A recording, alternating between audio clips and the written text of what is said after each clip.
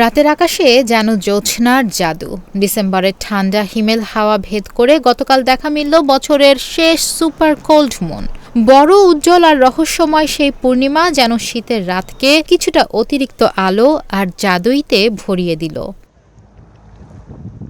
বুধবার ৪ ডিসেম্বর আকাশে দেখা গেছে বছরের শেষ সুপার কোল্ড মুন, যা ডিসেম্বরের পূর্ণিমাকে বিশেষভাবে বড় ও উজ্জ্বল করে তোলে। পৃথিবীর তুলনায় চাঁদ কিছুটা বেশি কাছাকাছি আসায় চাঁদ সাধারণের তুলনায় আকারে বড় ও আলোতে উজ্জ্বল দেখায়। এ কারণেই একে সুপার মুন বলা হয়।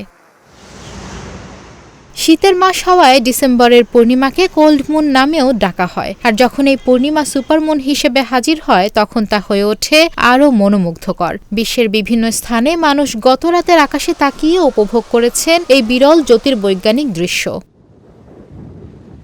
আকাশ পরিষ্কার থাকায় অনেক অঞ্চলে চাঁদের উজ্জ্বলতা ছিল চোখে পড়ার মতো।